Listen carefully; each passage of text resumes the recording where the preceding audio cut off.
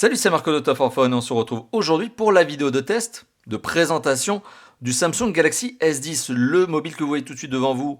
Il n'est pas une nouveauté, il est déjà annoncé depuis bien plus de 6 mois puisqu'il a été officialisé en février 2019, on est en novembre 2019 lorsque je fais cette vidéo. Donc oui, j'ai pris le temps, mais j'ai pris le temps parce que justement je voulais sortir de la hype. Je ne voulais pas tomber dans cette hype où certains de mes petits camarades sont tombés et justement ainsi avoir un avis plus objectif. Ça, c'est la première chose. La deuxième chose qui me pousse justement à vous présenter aujourd'hui ce mobile en vidéo, à vous faire une présentation plus qu'un véritable test détaillé, eh bien c'est tout simplement que son prix baisse. Comme tous les Samsung Galaxy S, son prix devient de plus en plus attractif, de plus en plus bas, forcément avec le temps qui passe. D'ailleurs, je vais me permettre de vous mettre une petite capture d'écran, là, petite insertion. Ça va vous permettre de vous faire une idée sur le prix justement prévisionnel de ce S10, le prix que chez Top 4 Phone nous prévoyons sur ce S10. Tout simplement parce qu'on commence à avoir une certaine expérience, notamment grâce à notre comparateur de prix. Et au final, on sait quelles sont les baisses de prix susceptibles pour certains mobiles, dont notamment les hauts de gamme. Ce S10 va devenir de plus en plus intéressant, tout simplement parce que eh bien, son prix baisse. Au bout de 6 mois, son prix est aux alentours de 700 €, alors qu'il était lancé à 909 €, un prix maximum conseillé. Au bout d'un an, on fait une petite hypothèse, on pense qu'il va tomber en dessous des 600 €. Au bout de 18 mois, un an et demi, on pense qu'il va tomber en dessous des 460 €, il va être dans les 450 à peu près. Et au bout de 2 ans, eh bien, il devrait arriver dans les 300, 320 €. C'est un exemple qui nous a déjà été donné par les S7, S8 et S9 plus récemment, et on sent que le S10 va suivre exactement la même tendance. On est justement dans cette baisse de prix et ça rend le téléphone d'autant plus intéressant. Alors ce téléphone est intéressant parce que son prix baisse, c'est clair, parce que quand il était sorti à 909 €, bien franchement je vais vous dire les choses, je trouvais ça trop cher. C'est un ultra haut de gamme, ça reste encore un ultra haut de gamme et ça le sera encore pendant 2 ans, mais 900 €, c'est à mon avis trop cher. Même si ce téléphone le justifie par ses spécifications, ses performances, eh bien ça fait quand même un budget. Et je préfère les bons plans, et vous le savez, chez Top 4 Phone, on est les amis des bons plans, on n'aime pas payer les téléphones trop chers. Bon, c'est pour ça que finalement, on prend le temps toujours au niveau des tests, hein. On n'aime pas la hype non plus, donc c'est pour ça qu'on fait cette vidéo. Alors on va prendre quand même le temps de regarder le téléphone sous quelques aspects. C'est pas un test, il va pas durer une demi-heure, il va peut-être durer 10, 15 minutes, on va voir. Mais ça va nous permettre de rentrer dans le détail et surtout de faire un petit bilan, hein, parce qu'aujourd'hui, on a un petit peu plus de recul et il y a 2-3 petites choses qu'on est capable de se dire. Alors, la première chose, c'est le look, le design. Alors, premièrement, c'est un téléphone qui claque. Il est vraiment très, très classe. Près de 90% de la face avant est occupée sur ce S10 par son image. Cette image très intéressante, véhiculée par un écran sur lequel je reviendrai d'ici quelques instants. Très, très bel écran, qui est aussi un point fort. Autre particularité de ce téléphone, mais qui désormais devient de plus en généralisée, parce que certains concurrents reprennent ce genre de style, c'est le capteur photo.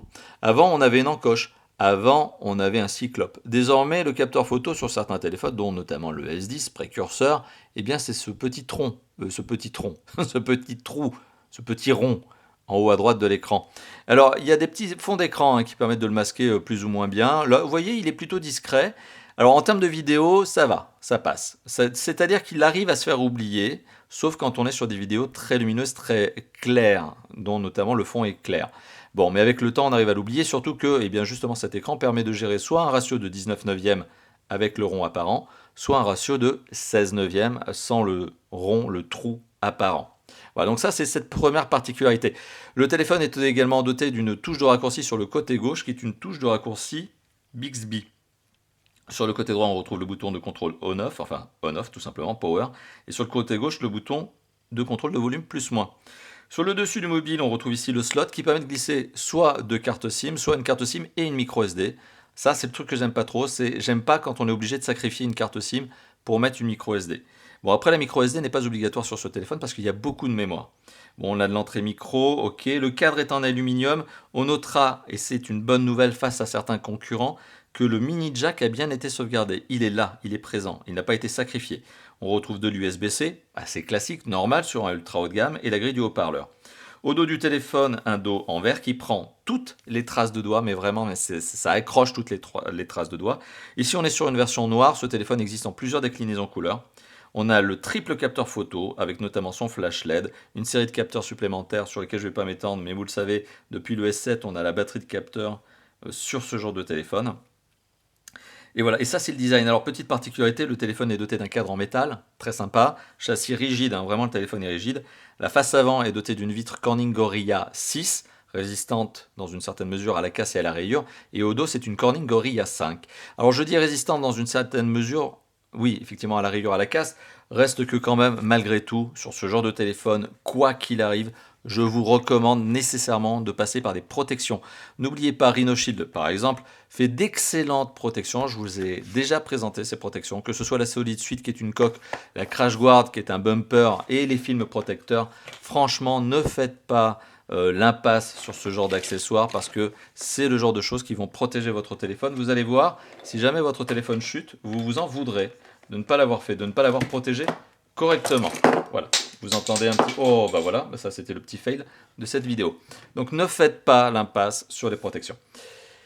On a parlé justement d'un certain nombre de choses au niveau du design. Ok, on va poursuivre maintenant au niveau de l'image. Alors la prise en main, d'ailleurs, petite parenthèse supplémentaire, parce que vous voyez, j'aime bien faire des allers-retours sur ces vidéos, sur les vidéos de Top 4 Phone. La prise en main est excellente. Le téléphone a des bonnes dimensions. Il est doté d'un très bel écran, mais comme son taux d'occupation sur cette face avant de cet écran est très bon, eh bien on a un téléphone qui est optimisé au niveau de son encombrement.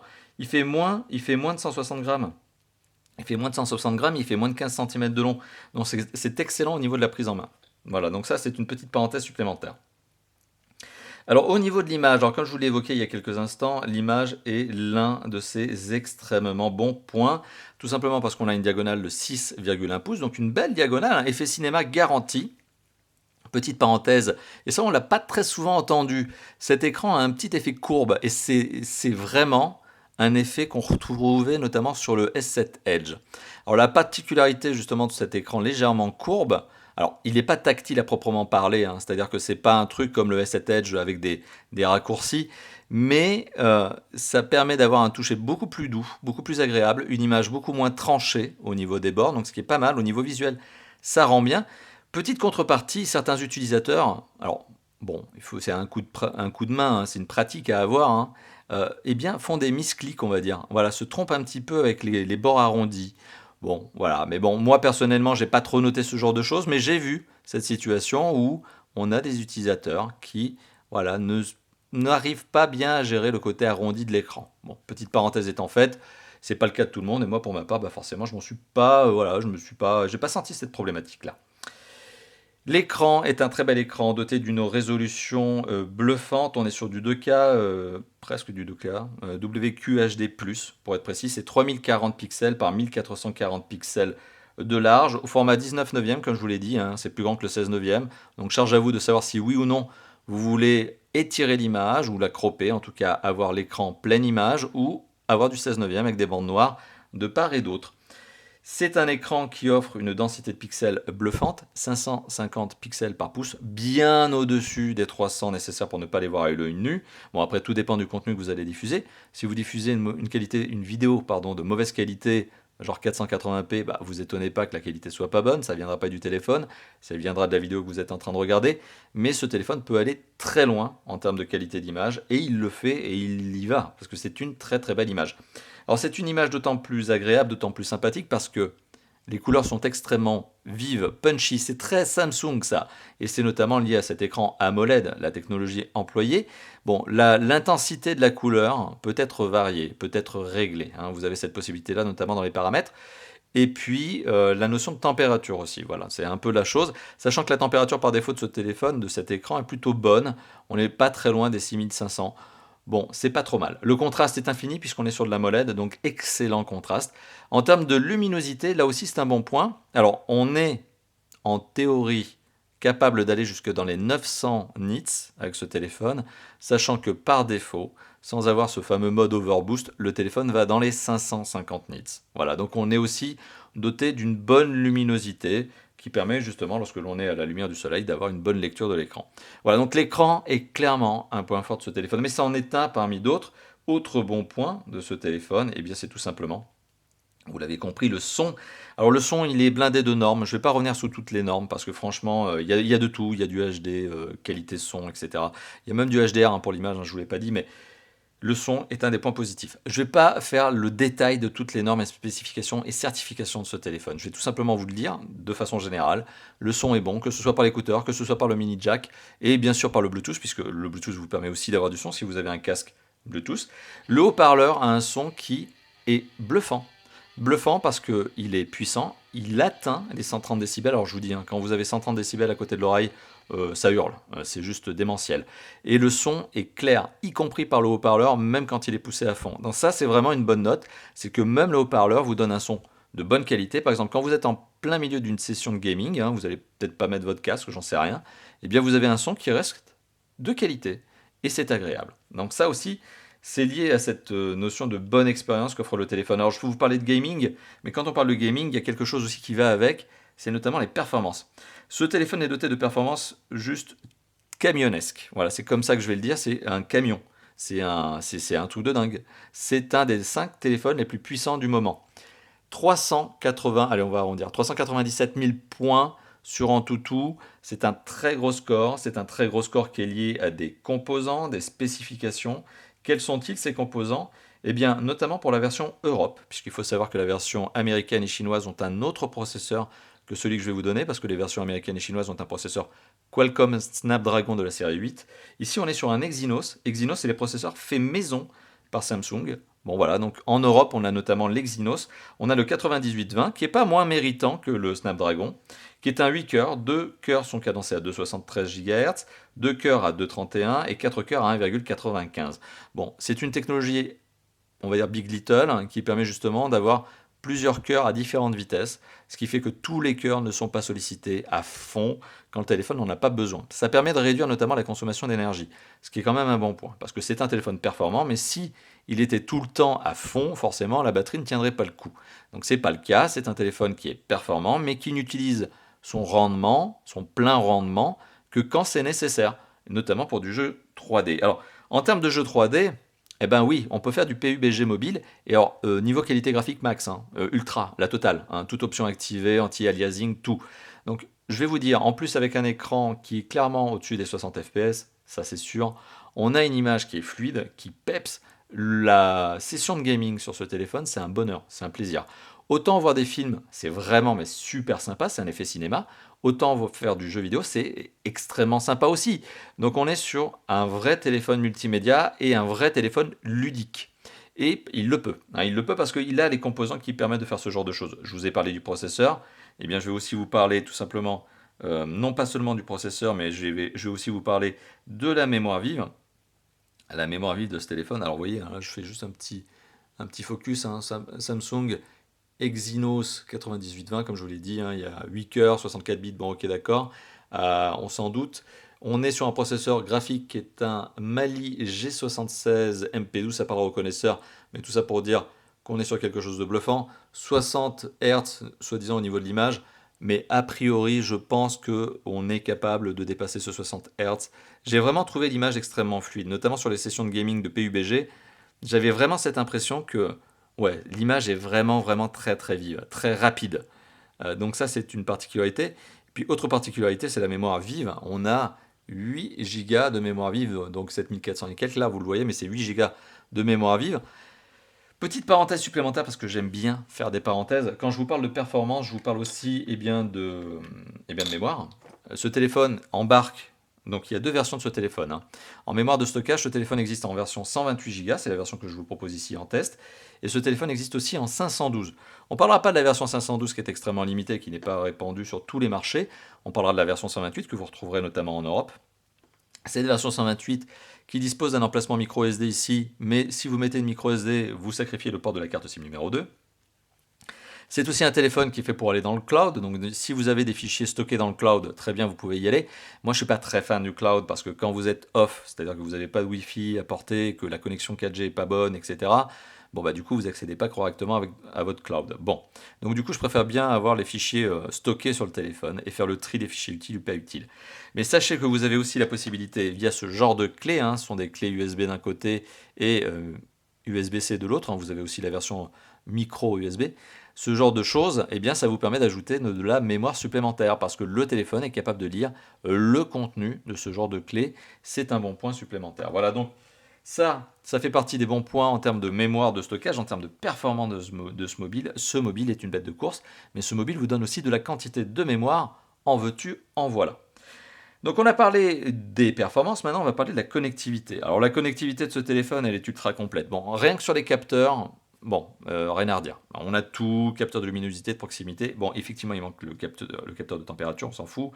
Il y a du gyroscope, il y a de l'accéléromètre, etc. C'est un téléphone qui est aussi fait donc pour la réalité augmentée, la réalité virtuelle. Donc côté capteur, on est plutôt bien. D'ailleurs, petite parenthèse, côté capteur, il y en a un que j'aime bien citer, c'est le capteur d'empreinte digitale. Alors, vous l'aurez remarqué, il n'est pas placé au dos, il n'est pas sur les côtés. Il est où? Il est sous la face avant, ici. Hein, dans cette zone-là, il est sous l'écran. Alors ce capteur d'empreinte digitale, qu'il y a d'ailleurs quelques jours, a connu une petite critique, puisqu'il faut savoir que fin octobre, eh bien, ce capteur d'empreinte digitale a été l'objet de sérieuses critiques parce que, visiblement, il était trop facile à contourner. La sécurité n'était pas suffisamment forte au niveau de la reconnaissance d'empreinte digitale. Oui, c'est vrai, et quelques jours après, Samsung a fait un patch correctif pour régler ce problème. Donc oui, la sécurité du capteur d'empreinte digitale est revenue comme il le fallait, à un bon niveau, à un bon standard. Ça, c'est la bonne chose. Mais la mauvaise chose de ce capteur digital, c'est que malheureusement, il a un comportement très aléatoire. Premièrement, j'ai remarqué, ça c'est ma propre expérience, que le capteur d'empreinte digitale marche mieux quand vous décollez le téléphone d'une table, par exemple. Si vous le laissez sur une table et que vous essayez de faire ça, généralement, j'ai remarqué que ça marche pas très très bien. Peut-être parce que la position du doigt est pas bonne. Moi, je fais ça avec le pouce. C'est peut-être une raison. Reste que je suis plus à l'aise en général au niveau de la reconnaissance. Ça marche mieux, selon moi, quand je prends le téléphone dans une main et que je le déverrouille avec l'autre. C'est ce que j'ai cru détecter. Ça, c'est la première particularité. La deuxième particularité, c'est que, comme je l'ai évoqué il y a quelques instants, le comportement est très très très aléatoire. Autant vous pouvez avoir une série de déverrouillages qui marchent très très bien et rapidement, autant parfois, est-ce que c'est parce que le pouce, c'est pas mon pouce notamment, mais ça pourrait être votre index, est mal placé? Est-ce que c'est parce qu'il n'est pas bien calqué, pas bien appuyé?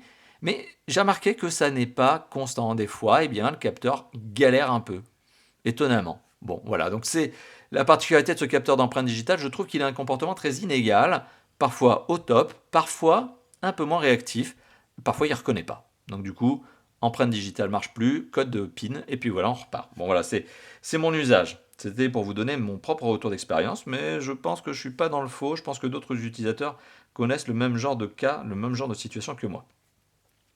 Alors parlons toujours de la connectivité. Ce téléphone est un 4G LTE catégorie 20. Alors accrochez-vous, catégorie 20, c'est 2 gigabytes par seconde en termes de téléchargement. C'est là aussi titanesque, et c'est tellement titanesque qu'aucun opérateur aujourd'hui en France, en Europe, dans le monde d'ailleurs, mis à part peut-être les Japonais, un peu des fois, qui sont un peu en avance sur certains aspects, eh bien aucun opérateur ne vous proposera jamais ce genre de vitesse. Le téléphone est loin, loin, loin, loin au-dessus de ce qu'un opérateur français peut vous proposer.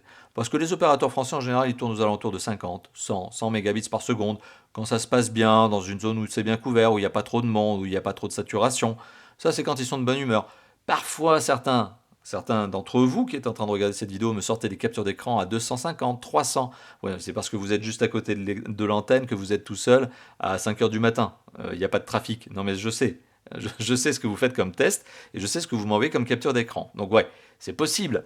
Mais 2 gigabits, donc 2000, c'est pas possible. Ça ne se fait pas en France. Donc ce téléphone est en avance sur son temps. Mais loin, loin. Hein. Il est vraiment très, très, très, très en avance. Bon. Il n'y a pas que ça. Comme je vous l'ai dit, ce téléphone est aussi double SIM. Carte SIM nano, nano 1 en carte SIM, nano 2 aussi en deuxième SIM. Mais si vous voulez mettre une micro SD, vous perdez l'emplacement de la carte SIM numéro 2. Ce téléphone est Wi-Fi, ABGN, AC, AX. Il y a vraiment toutes les normes. Bluetooth 5.0, AGPS, GLONASS, BDS, Galileo, USB-C, etc., etc., etc. Il y a toutes les connectivités que vous êtes en mesure d'attendre sur un smartphone aujourd'hui, et plus encore, puisqu'il est en avance sur son temps. Il y a du NFC, je ne vous l'ai peut-être pas indiqué, je vais peut-être oublié de vous le dire. Ce téléphone, quand on parle de connectivité, il y a aussi un autre aspect, on parle du DAS. Alors moi j'aime bien parler du DAS, certains de mes petits camarades et confrères se disant testeurs ne le citent jamais. Moi j'aime bien tout indiquer, notamment le DAS. Le DAS c'est le débit d'absorption spécifique. Est-ce que le téléphone émet peu ou beaucoup d'ondes? Il est dans les bonnes normes, bonnes normes pour un mobile de cette catégorie en 2019, 0,48 watts par kilo à la tête, c'est très bien, c'est très bien. 1,59 watts par kilo au corps. Bon, ça c'est un score que je benchmark moi. En général, je prends plutôt celui à la tête qui me permet d'avoir un référentiel toujours identique. Bon, et ben c'est plutôt bon. Sur le système d'exploitation, on est sur un Android. Un Android que vous connaissez, qui est Pie, qui est Android 9.0 Pie. Alors je vais essayer de vous le montrer ici. Voilà.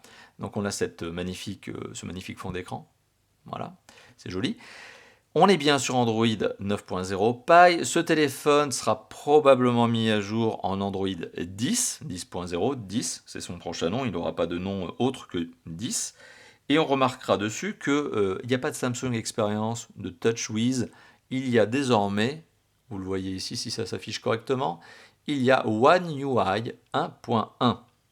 En fait, Samsung a fait un sérieux coup de volant, a mis un sérieux coup de volant sur sa surcouche. Hop, bon gros 180. Fini les grosses surcouches graphiques, ergonomiques et fonctionnelles avec des applications dans tous les sens. C'est fini cette époque. Il y a encore de l'application Samsung, parce que décidément ils aiment bien en mettre, mais l'ergonomie, le design, vachement plus simple qu'avant, beaucoup plus intuitif. Alors, il y a quand même toujours un petit peu de Samsung, hein. Samsung aime bien mettre son petit assistant vocal, par exemple, hein. On n'est pas ici sur du Google Assistant, on peut le mettre, on l'a. On est sur du Bixby, c'est l'assistant, à l'équivalent notamment de Siri pour Apple, ou Google avec son Google Assistant, ou Amazon avec Alexa. Eh bien, chez Samsung, on a Bixby. Voilà, donc sachez-le, vous avez Bixby. Bon, vous êtes libre de ne pas l'utiliser. Personnellement, moi, c'est pas ma tasse de thé, je l'utilise pas. Je suis pas fan de Bixby, c'est pas mon copain. De l'autre côté, ou ma copine parce qu'elle parle toujours avec une voix de femme. Vous avez des applications Samsung. Smart Things, ok, pour les objets connectés, enregistreur vocal, bon, bah, c'est un magnéto, email. La boîte email de Samsung est pas mal faite, hein. Gestionnaire de fichiers, pas mal fait aussi. Internet, pourquoi un browser, un navigateur Internet, un browser quand tu parles américain, pourquoi navigateur Internet alors que tu as Google Chrome de base? Bon, ok. Samsung All Health, qui est l'assistant, le coach sportif de Samsung, pas mal, hein, si vous avez une montre connectée, vraiment bien fait, hein. Pour le coup, c'est une très très bonne application. Galaxy Wearables, Samsung pardon, Members, qui est la zone de membres, hein, de forums, de discussion, d'échanges. Ok. Vous avez aussi Samsung Notes, hein, qui est pas mieux que Google Keep, mais bon voilà, vous l'avez, il est là. Etc, etc. Le calendrier est bien géré. Game Launcher. Game Launcher est pas mal parce que c'est une application qui vous permet notamment de gérer vos jeux vidéo, de connaître le temps passé sur les jeux vidéo. Donc ça vous donne aussi une petite idée de consommation de temps, hein, c'est pas mal. Et puis ça vous donne aussi un certain nombre d'options complémentaires. Par exemple, le mode d'enregistrement de vidéo. Vous pouvez enregistrer votre partie, enregistrer le son et streamer ça et balancer ça par exemple sur YouTube en replay, etc. Donc bon, voilà, on n'est pas sur des applications qui sont des dingueries, c'est-à-dire qu'il n'y a pas beaucoup de choses supplémentaires par rapport à ce que n'offre Google à la base. Il faut savoir quand même qu'aujourd'hui, le système d'exploitation qui est Android 9.0, c'est hyper complet, hein. C'est hyper complet, ça marche très très bien. Et Samsung a compris que ça servait à rien de rajouter la tonne d'applications, de fonctionnalités, d'ergonomie, etc. Parce que de toute façon, désormais, maintenant, c'est dans Google Android. Voilà, donc on a un système d'exploitation qui est pas pur dans le sens où c'est pas la version stock, mais c'est une version qui, clairement, est à des années-lumière des surcouches, mais hyper lourdes qui étaient TouchWiz. TouchWiz, à un moment donné, c'était l'enfer, ça en était trop. Ici, c'est simple, c'est ergonomique, c'est beau, c'est classe, ça marche bien, c'est top. Voilà, non, il n'en faut pas plus. Ça, c'est la bonne expérience Android ici. Maintenant, il est temps de passer eh bien, à d'autres choses, notamment, eh bien, on va passer à l'usage. Alors, l'usage de ce téléphone, eh bien, l'usage de ce téléphone, vous les imaginez, hein, c'est un smartphone, il fait tout ce qu'on veut, il fait tout ce qu'on lui demande. Lecture vidéo, je vous l'ai indiqué tout à l'heure, gros jeu vidéo 3D avec du PUBG mobile, mais en qualité graphique de ouf. Ce téléphone fait tout ce qu'on lui demande. Alors, bien sûr, SMS, MMS, appel, je lis des pages web, j'utilise le navigateur GPS, etc. Oui, tout est possible avec ce téléphone. C'est un smartphone ultra complet. Il y a deux usages aujourd'hui qui permettent quand même de distinguer les téléphones entre eux, y compris sur les ultra haut de gamme. C'est-à-dire que quand on a tout, de tout, de tout sur un smartphone, il y a quand même deux usages en général qui permettent de distinguer les smartphones bons, des très très bons, etc. L'un de ces usages, c'est la qualité photo. La qualité photo de ce téléphone est l'une des 5 meilleures, en fait. Qualité photo offerte par un smartphone à l'heure actuelle. Alors pour tout vous dire, c'est l'un des 5 meilleurs photophones du moment, pour parler plus clairement. Et d'ailleurs, DxO l'a testé, lui aussi, forcément DxO, vous le savez, c'est la référence en matière de tests de qualité photo, de qualité vidéo. Bon, moi aussi je fais les tests, mais DxO aussi les valorise avec un benchmark très précis. Et ce téléphone fait partie des 5 meilleurs smartphones du moment en termes de qualité photo. Voilà, c'est dit, c'est fait et c'est vrai. Et c'est vrai que la qualité photo offerte par le triple capteur dorsal est démentielle. On a ici 3 capteurs photo qui ne sont pas dotés d'une course aux mégapixels. Ils ne sont pas l'objet d'une course aux mégapixels. On a un 12 mégapixels, un autre 12 mégapixels doté d'un zoom x2 et un 16 mégapixels doté d'un grand angle. Et clairement, Huawei, avec le P30 Pro, a fait encore mieux, avec plus de mégapixels. Ok, le Motorola One Zoom que j'ai testé récemment va jusqu'à 48 mégapixels. Ok, oui, mais ce téléphone prend d'excellentes photos, même si le nombre de mégapixels est moindre. Finalement, la course aux mégapixels ne sert à rien. Bon, le P30 Pro est un excellent photophone, hein. Mais la course aux mégapixels ne sert à rien si le téléphone gère mal ses mégapixels. Eh bien, ici, c'est très bien géré. On a du grand angle si on veut, tout est géré en automatique. Je vous mettrai probablement quelques écrans, quelques incrustations photos de mes propres photos. Et oui, on a un effet bokeh qui est géré, mais au top. Ça, c'est pour le capteur photo, le triple capteur photo dorsal. Le capteur photo frontal, alors pour le coup, il est tout seul, hein, le pauvre ami, cette fois-ci. Coucou à la caméra. Le capteur photo frontal, il est plus raisonnable. Il fait 10 mégapixels. Il est efficace, il marche bien. Rien à redire dessus sur cette efficacité, sur cette réactivité. D'ailleurs, en termes de prise de vue, il n'est pas obligé d'être trop loin de vous, hein, c'est-à-dire que vous n'êtes pas obligé de tendre le bras à l'extrême comme avec certains téléphones. Il arrive à se débrouiller à peu près 1 mètre, ça marche bien. C'est un capteur photo qui donne également de bonnes photos, un tout petit peu moins bonnes quand même que le triple arrière. Le triple capteur dorsal est vraiment excellent.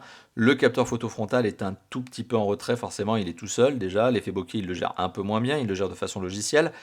Mais ça reste très très bon, y compris pour le capteur photo frontal. DxO catégorise ce téléphone comme l'un des 5 meilleurs photophones du moment, hein. Encore une fois de plus.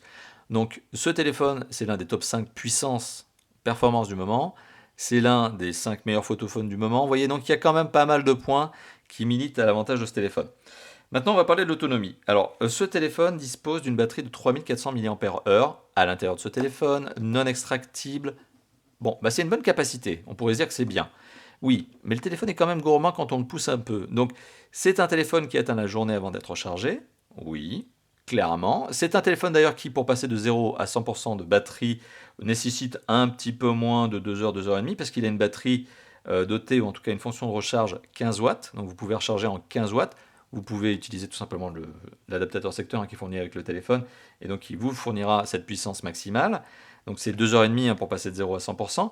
D'ailleurs, petite parenthèse supplémentaire, parce que j'aime bien faire des parenthèses, le dos de ce téléphone, justement, embarque une zone qui vous permet de recharger sans fil.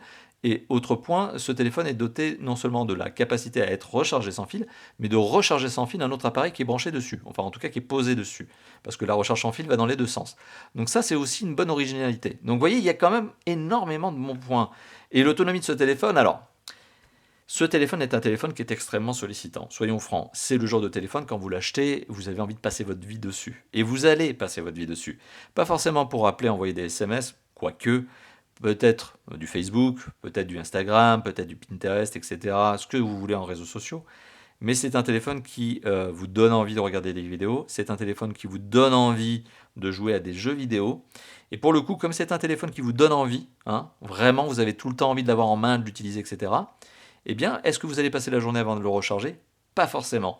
Voilà, donc c'est un téléphone qui peut théoriquement atteindre même les 2 jours avant d'être rechargé, mais comme il est extrêmement sollicitant parce que c'est un ultra haut de gamme, on a envie de l'utiliser. Ça, c'est une question d'usage. C'est pas une question d'architecture, c'est pas une question de spécification, c'est une question d'usage, votre usage.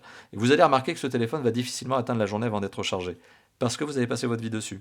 Et c'est comme ça. Donc dites-vous que ce téléphone va nécessiter des recharges quotidiennes, voire 2 fois par jour, et qu'avoir une petite batterie externe, d'ailleurs, vous le savez peut-être, si vous suivez la chaîne de Top 4 Phone, vous le savez, je vous l'ai déjà montré. Je suis très fan de ce genre de batterie, d'ailleurs c'est une batterie Samsung, mais enfin bon, ça n'a pas vraiment d'intérêt de dire ça, mais c'est vraiment le genre de batterie complémentaire, j'en ai 4, hein, pour tout vous dire, parce que bon, beaucoup d'appareils connectés, je fais beaucoup de tests, forcément j'ai plusieurs téléphones sur moi en même temps, enfin bon, le geek par excellence. Et donc du coup, j'ai toujours ce genre de batterie sur moi, et eh bien, je vous le dis, ça va devenir un indispensable pour vous. Non seulement les coques, mais aussi la batterie. Voilà, donc c'était aussi pour vous faire le point sur eh bien, l'autonomie. Et il est temps d'arriver à la conclusion de cette vidéo. Alors, je vous disais une vidéo qui n'allait pas durer 30 minutes, qui n'allait pas durer 35 minutes. Bah, finalement, si. Comme quoi, même quand j'essaie de faire des tests courts, bah, finalement, bah, c'est des tests longs. Ce téléphone est une bête de course. Ce téléphone est un des plaisirs que j'ai eu justement en l'année 2019. J'ai testé tout un tas de téléphones, vous le savez. Cette année, justement, eh bien, le S10 fait partie de ces téléphones coup de cœur. J'ai aimé ce téléphone. Alors forcément, difficile de ne pas l'aimer puisque c'était un ultra haut de gamme. Alors je l'aime d'autant plus que son prix descend. Et donc, à partir de maintenant, plus de 6 mois après sa sortie, oui, je vous le recommande véritablement. Je ne le recommande pas vraiment quand il sort, parce que franchement, 900 euros, il faut y aller, hein, c'est un budget, hein. Mais là, on est en train de tomber dans les 700, potentiellement même un peu moins. Il y a notre comparateur de prix, hein, je le rappelle, pour faire la bonne affaire. Avec le temps, vous allez le voir, le prix va gentiment continuer à descendre. Ça va devenir la bonne affaire selon moi. Voilà, donc les Samsung Galaxy S deviennent des bonnes affaires à partir du moment où on a franchi les 6 mois. 6 mois de sortie.